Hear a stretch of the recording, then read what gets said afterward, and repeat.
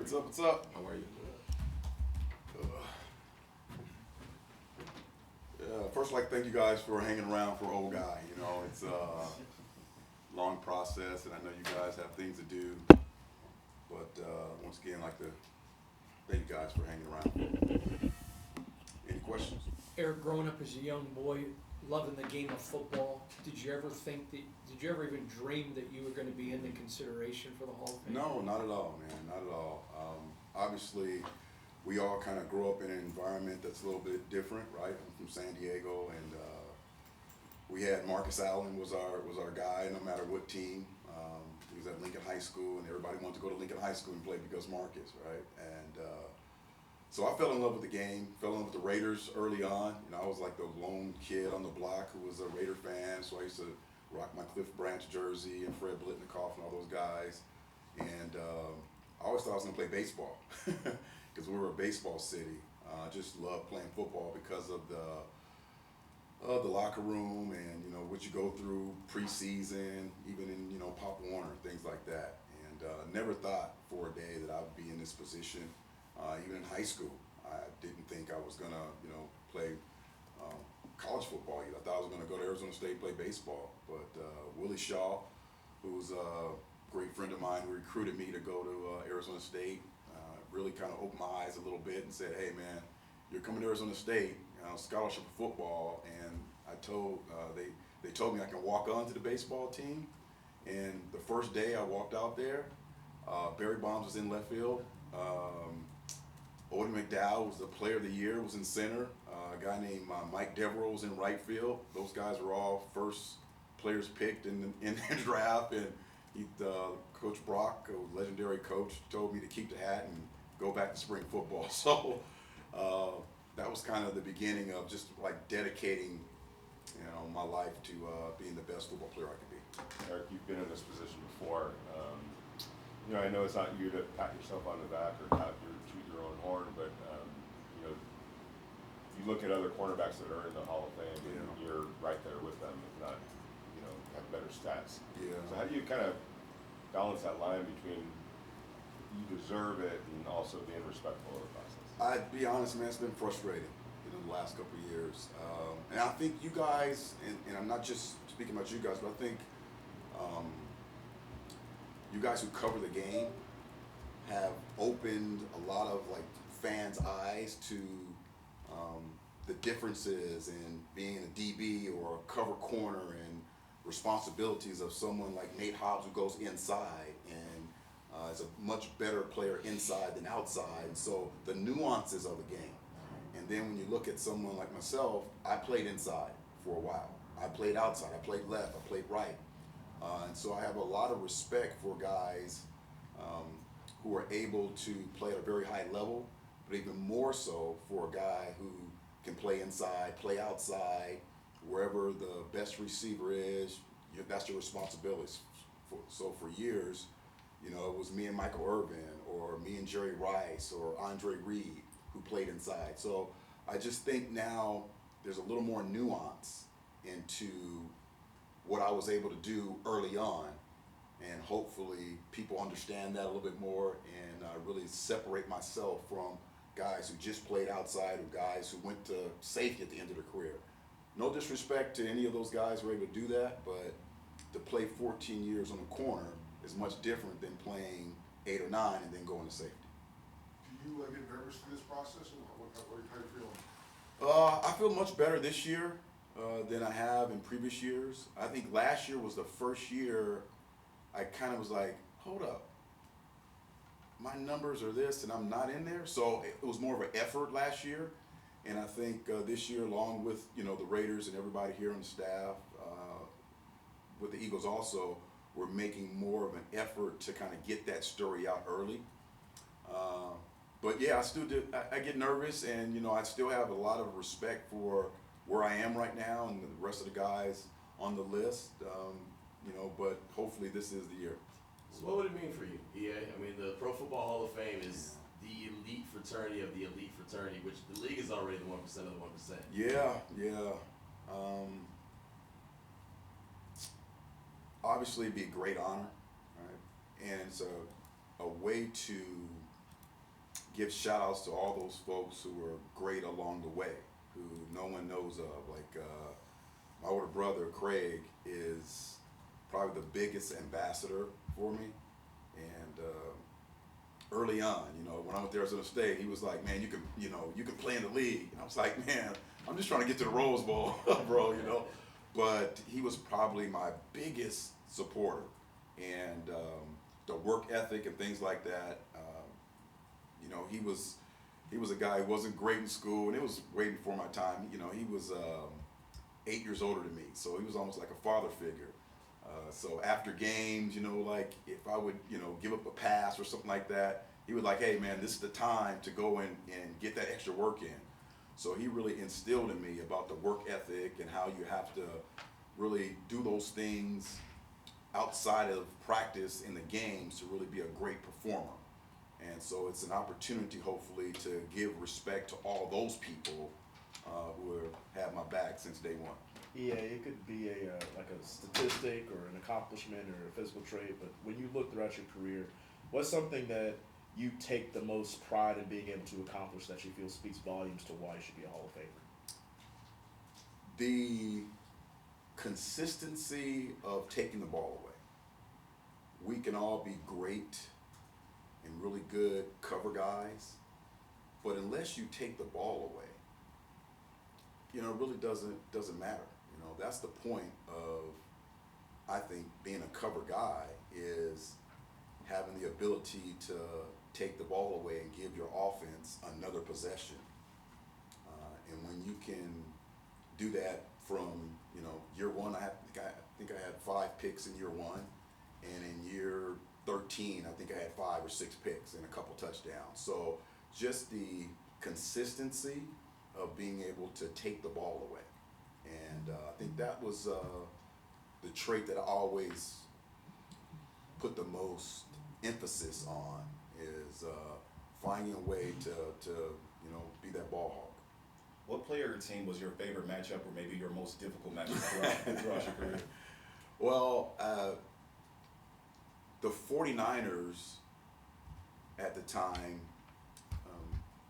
made me prepare more. So I think during the season, you always have your matchups, whether, whoever it is, whoever the hot receiver is at that time. But the 49ers forced me to focus on them during off season. So after my first year, we were playing the 49ers, I think early in the season, and I had a young defensive back coach.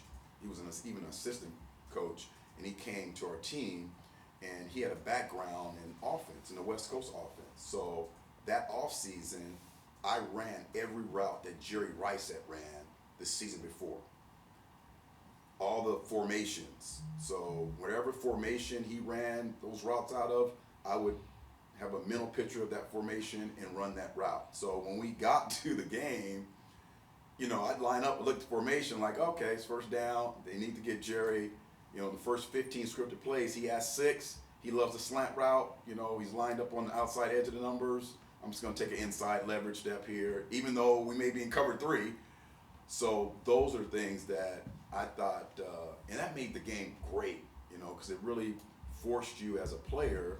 You're going to have that matchup. It's on television. We're in the magazines. It's Jerry and EA. And so I took a lot of pride in that. So with Joe Montana and not many people talk about John Taylor, but John Taylor was an outstanding number 2 receiver and just great. But those 2 guys really were the cream of the crop.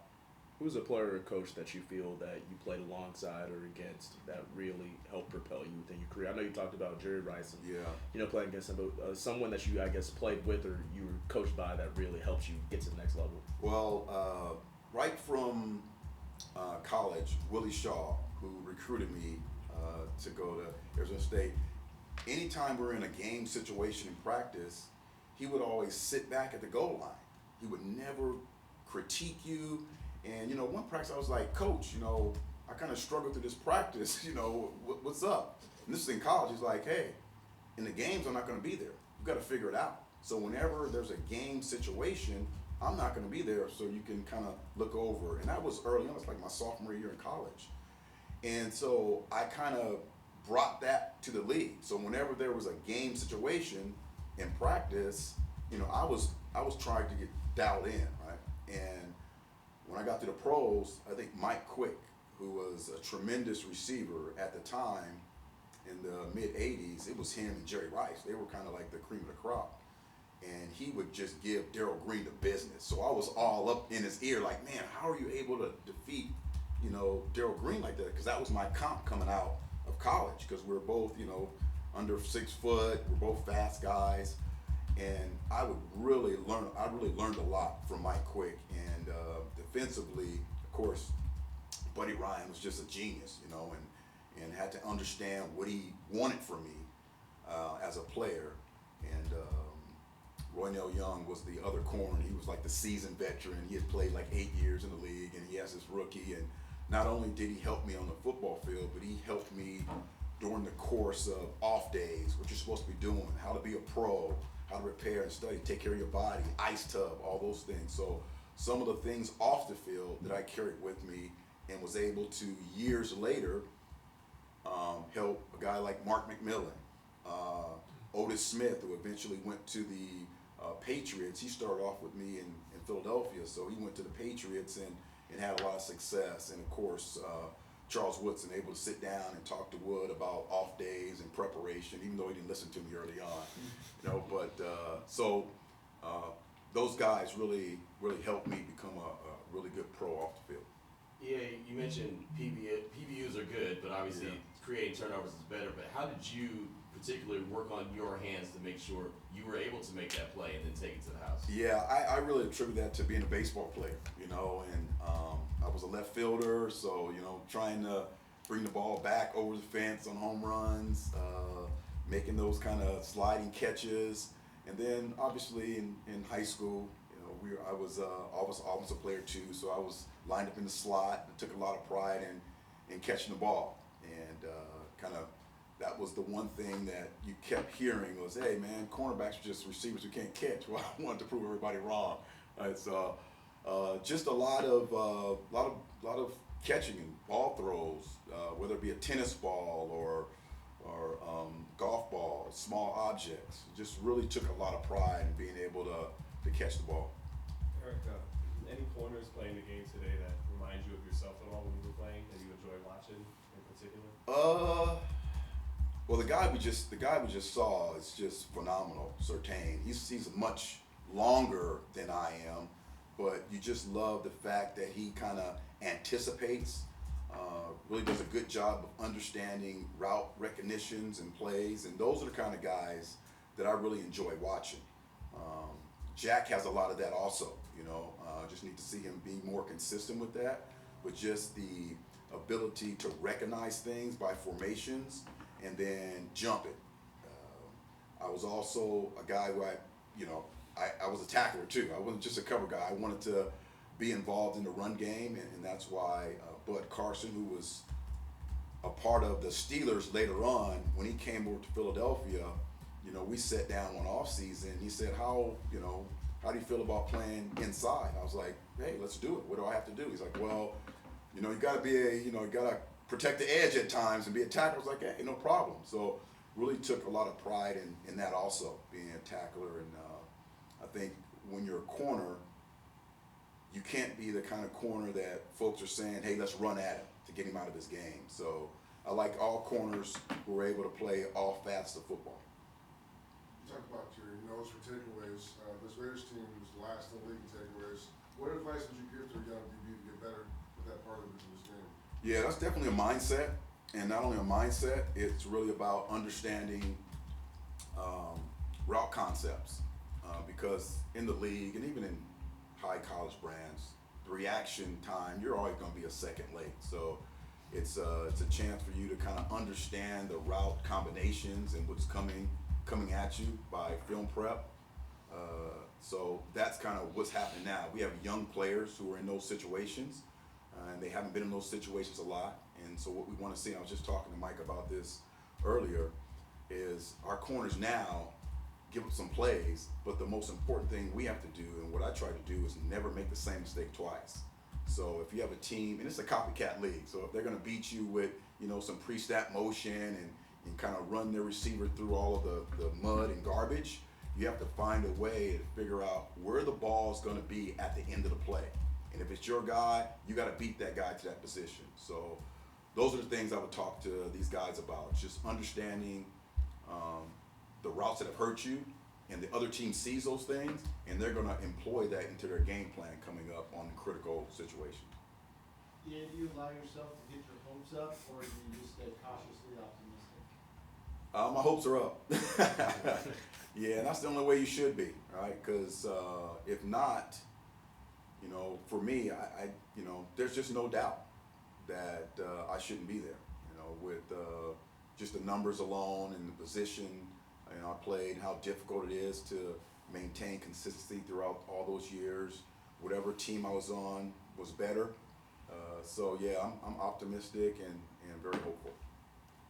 Your career was bookended by the Fog Bowl as a rookie, and your last game was the Tuck Bowl game. Yeah. When in between there did you say, you know what, I belong here and I kind of deserve to be recognized for more than I do? And it's obviously it's a team game, but at the same time you gotta look out for yourself. Well, Paul, we must have talked before, because that's definitely what every end of the season there's some game that they mention that, either the Tuck rule or the Fog or something. It's worse. I would say when Reggie, who was just the best football player I've ever been around, was Reggie White.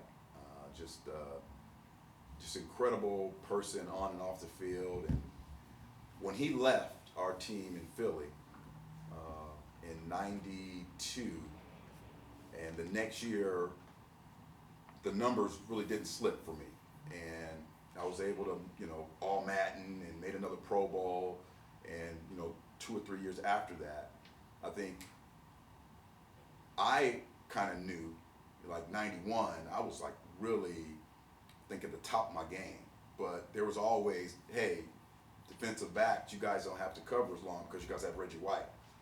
And that was always something, hey, I didn't have any problem with that. But once Reggie left, and myself, and there was a couple other players who continued to play at a really high level, I think that's when you start to notice I have a shot. And it was all about getting to 50 interceptions. That's kind of like the 500 home runs in baseball. So that was kind of like the goal for me after Reggie left, was, hey, if I get to 50 interceptions, I should, at the end of my career, be able to put on a gold jacket. So first guy you got was Vinny Testaverde. Last guy you got was Steve McNair. Who was your favorite quarterback to go against? Man. In terms of success, Yeah. Probably Troy Aikman. Yeah. Probably Troy, because Buddy had drilled in the Cowboys hate to us, and whenever we'd play there, it was a big game. And being able to get Troy or any of the Cowboys were probably the best. Steve Young was another one. It was so efficient and got the ball out quick. So if you got Steve, that meant that you were really confident in your techniques and what you're reading. I remember later on in my career, I think I was with the Saints, he threw like a 18-yard outcut, like on 3rd and 15 to Terrell Owens, and I picked it off. And it was everything that came together. The film preparation came together, my skill set, being able to be in the right spot, having the confidence to break, on the ball that late, how fast he gets the ball out. So, yes, all interceptions are kind of equal, but some of them are a bit different, when you're going against some of those, great offenses and receivers and quarterbacks. Yeah, is getting an interception, is it more off of you getting the interception off the quarterback or the wide receiver? And what I mean by that is you play baseball, so it's like stealing a base. Yeah. You steal a base off a pitcher or you steal it off the catcher? So what I would say to that, Q, is when you're breaking down an offense or a play, there's always a weak link in there somewhere by either the receiver and the routes that he's running, And if you have a guy like Mike or Jerry or Hall of Fame guy, well, you know, that's not going to be the weakness. So maybe it's the quarterback, right? So maybe, you know, the quarterback throws the ball late, or he doesn't have a great arm, so he's not going to throw the ball to the wide side of the field. If he's a strength, maybe it's the offensive coordinator, and maybe it's the game plan. So the game plan, if it's good, you're going to stick with the things that work well. So as I'm studying film, and I'm in a situation where every time the offense is in this situation, this is what they like to do. So what I'm going to do is take advantage of the success of the offense, because they're not going to change because it's successful. So as I'm lining up, all those things are going off at once. So it's being able to process all the information in a couple seconds, and then coming up with what you hope is the answer and being able to pick the ball off. So I go through every time. I have to go through all that process every single play. 60 plays, 70 plays. I have to figure it out. What's the weak link here? Is it the receiver, the quarterback, or the offensive system? And that's what was great about the chess match, right? So you never know, you know, what that situation is going to present it. But once you get the ball, it's like everything slows down. As you're breaking to the ball, it's like in slow motion. You see the rotation of the ball. You're like, oh man, I'm about to get a pick, you know? And then as soon as you catch it, bam, everything's 100 miles an hour again. Now it's like, let me get to the end zone, right? So, and that's one of the things that people talk about, hey, what do you miss? The locker room? No, I missed that right in the midst of all this speed and preparation, it slows down and you know you're gonna get the pick. That's the thing that I miss most, you know, on Sundays or Mondays or whatever. The statistic for passes defense didn't become official until really later in your career. Really started being tracked kind of midway through. Yeah. Do you ever think about the fact that maybe you'd have one more metric there to point to? I'm sure you would add a lot. Yeah. That's. I mean, like I said, the game has. Your group of people have really made it a lot easier to follow the game and track all those numbers. But yeah, you know, some of the metrics and things like that really help corners nowadays, and being successful would have definitely helped, you know, my argument a lot more. I think at one point, couple seasons, I was going every 4 times a quarterback threw the ball to my side, I would get an interception. You know, so it was like, you know, you would give away something early, so that's 1, all right, and then, you know, maybe a little slant here and cover 3, that's 2. You got 2 more, buddy, and the next time we'll find a way to get the ball. How much does, I mean, obviously you're still in the building as much as you are now, but just those seasons towards the end of your career you had with the Raiders, how much did those years mean to you in terms of having an exclamation point on your career? Yeah, that's a great question, Levi. Because of the relationship that I had, and you know, with the Raiders and the fan base, making the decision to come to the Raiders, because I wasn't supposed to come here. I was, and I'm pretty sure a lot of guys understand the story. I was not going to play in New Orleans again. I was like, I'm not coming back here. If I have to retire, I'm going to retire, but I'm not coming back here. We just had a disagreement and fallout with the organization. So I wanted to go to the 49ers so I could play the Saints twice a year and just like put it on them, right? And so I'm getting calls from everywhere. A lot of my ex-coaches who were at other places, Jeff Fisher and friends at the Vikings, everyone's calling me. And I'm like, no, I'm going to the 49ers. Again, Willie Shaw calls, and he's like, hey, you know, won't you come and take a trip to Oakland? And I'm like, I was with the Saints last year and we beat you guys. I'm like, you know, I want to finish my last couple years like in meaningful football games. So he's like, just come out and meet everybody. So I fly out, and I get to our facility over there in Oakland. It's man, compare this to that, just you know.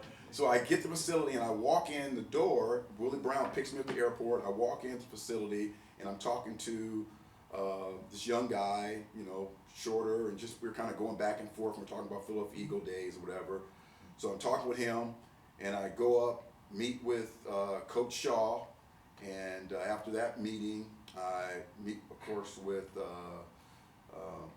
Mr. Davis, and you know, we're going back and forth, and I didn't think I was going to be here, so I'm kind of free to say whatever. And I'm like, hey, you know, Mr. Davis, why don't you draft me? And he's like, oh, you played a little bit safety your last year because guys got hurt. And I was like, yeah. And he's like, yeah, and I didn't like that. You know, he's like, I didn't like that, so I went with Terry McDaniel. I was like, oh, you made a mistake. So we're having a great time, and he says, hey, go talk to the head coach.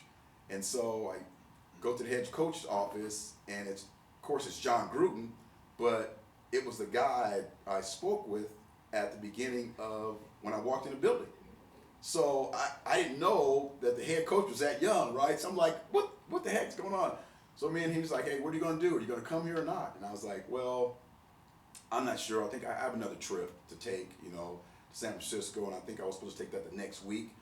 So I fly home, and in our conversation with Coach Gruden, we talked about a lot of the players who I liked in New Orleans, and I mentioned Anthony Newman was a really good friend of mine. So I'm at home, and a couple of days later, Anthony Newman calls me, and he's like, hey, what's going on, EA? What you up to? I'm like, oh, nothing much, man, kind of explaining the situation. And he's like, guess where I am? And I'm like, where are you at? He said, I'm in Oakland. I'm like, what are you doing in Oakland? So I'm about to sign. And I said, what? And he said, yeah, I'm about to sign with the Raiders, you know? And all those conversations I had with Coach Gruden, he said, this is the way to get you to come to Oakland, is to sign one of your best buddies. And Anthony was still a really good player, and it was a spot for him. So I, of course, you know, signed with the Raiders and was just ecstatic because they broke it all down to me. We're going to draft Charles Woodson. This kind of defense we're going to run is going to fit right with what you do.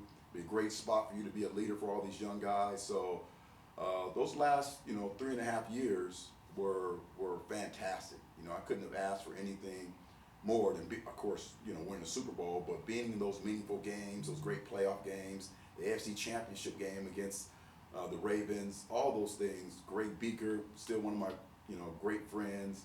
The organization was just phenomenal, and all the things you hear about and read about. Once a Raider, always a Raider.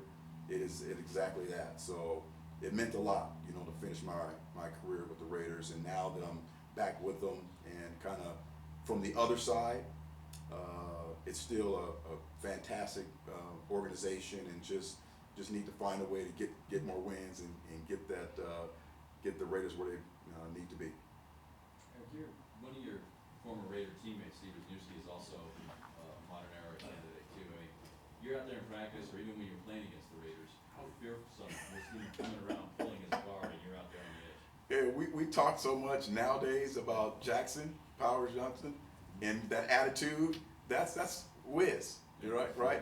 So they passed a rule a couple years ago about no flyovers, where your offensive lineman can't fly over the pile. You like, you know, to kind of clear the top off, and that was something that group used to do, led by Wisniewski, right? So that thing that pops off on film if you're a defensive player, right? So you come to the pile and the guys already tackled, and usually it's the defensive back, you know. So you come to the pile like, yeah, I was going to tackle you, lucky you down. All of a sudden, the lineman is like right in your grill, right? So that's Wiz, and he set a standard here, and that's the one thing.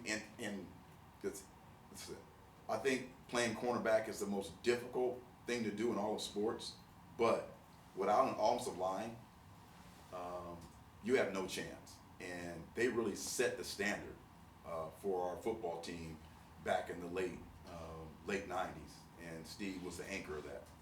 And you never had a chance to play with him, obviously, but Lester Hayes is a candidate on the scene. Yeah. I mean, just as a guy, did you take anything from his game, or the nuance that you were talking about earlier? Yeah, of course, the interceptions, you know, I mean, the pick and then raising the ball up, you know, while he's running with the ball.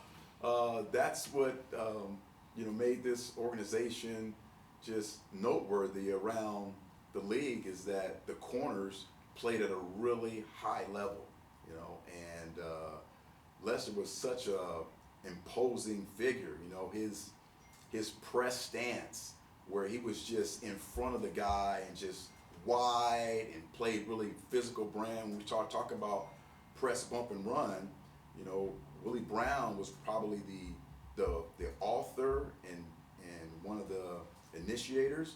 But the pictures of Lester standing in front of a receiver and just kind of like right here, we're gonna have this battle in this little space here, and had a great impact, right? And how you play and the flash and the vibe, you know, the stick 'em on him, the dirty, the face mask. Just loved the way he played, and he was just an amazing Raider corner. Have you ever thought about how that competition would have gone if you tried to beat Bonds from the left field, Joe?